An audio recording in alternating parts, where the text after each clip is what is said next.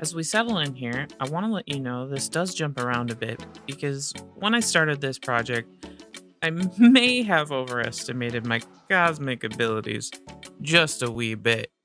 As you will see throughout, I did have more poses planned, but well, sometimes it's good to know when to edit. Okay, look, I had 15 hours of footage. Altogether, we had to make some cuts somewhere, people. It's just not in the budget. But hey, this is a good time to tell you subscribe, and that automatically gives RFH Designs 1 million Monopoly monies for future Gremlin projects, or something like that. Subscribe! As you can see already, I skipped a lot of the beginning sketches, and I'm already on to placing the rose tattoos that extend down my whole right side of my body. The same roses you can see on my arm that's drawing. Yes, this is my arm. You can't tell me otherwise. Get over it.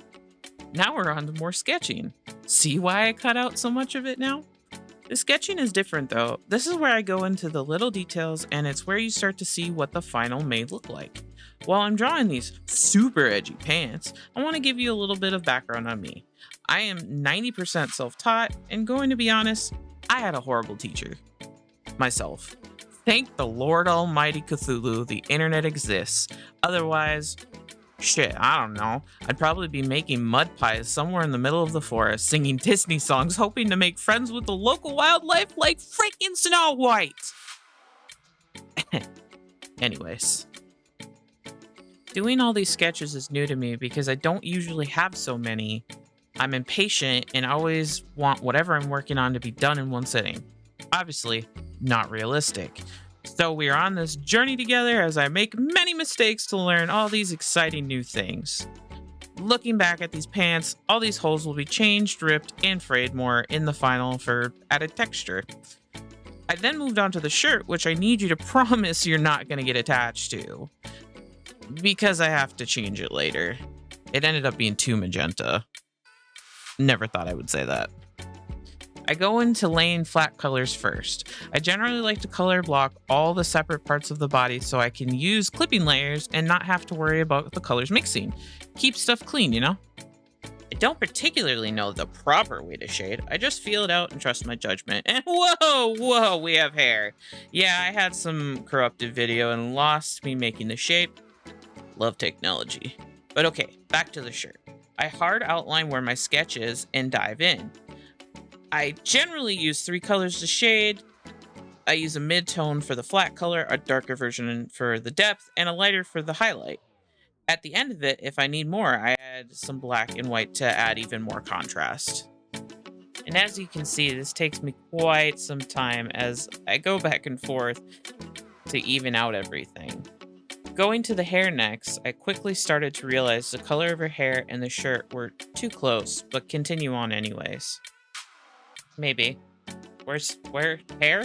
Hair? Ah, there it is. Hair is one of those things that you have to decide going into it how you're going to structure it overall. I use just pure shading to map out the different layers as I think it's easier and fits the softness overall in the drawing. Shading is always a back and forth procedure. You're constantly trying to find the correct balance as not to lose the overall detail. The hair is always my favorite and least favorite part, both because of how much detail there is and how accurate you have to be. Another thing about my 3-color method is I try to put each color on its own layer.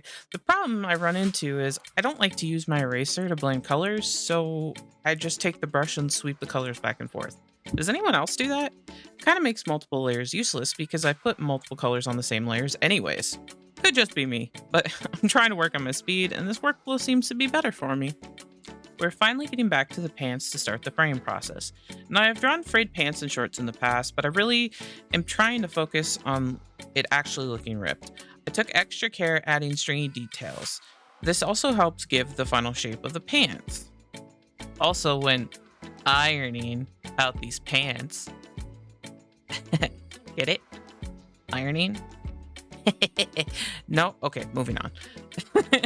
I wanted to make sure you could still see most of the roses, because roses are important. If you've made it this far already, you like my jokes, so you're stuck with me. So here we are, still working on the pants. We're working on those strings, those details. For the sake of time here, we are going to skip to the next part, which is then the mouth.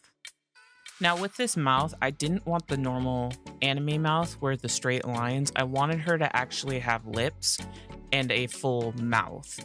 I wanted this because it's not very often you see that nowadays, especially with the anime eyes. I wanted the lip color. I wanted the same color as the hair, all of that jazz. By the way, when did the color change on the shirt? Comment down below. Let's see if you caught it. Woo!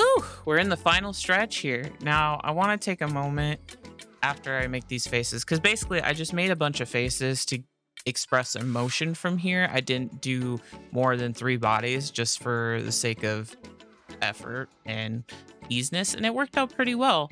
And here's the final product.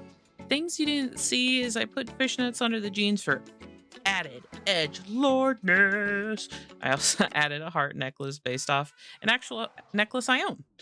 Also, if you notice, I made some small, what I like to call gremlin faces as a last minute thing.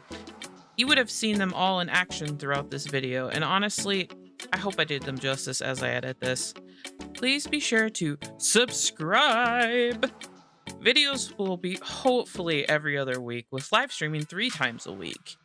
And check the links in the description because, well, I've been making content a long time, just other places. Also streaming 3 days a week. And all I have left to say is, love, peace, and shake and grease. Peace out.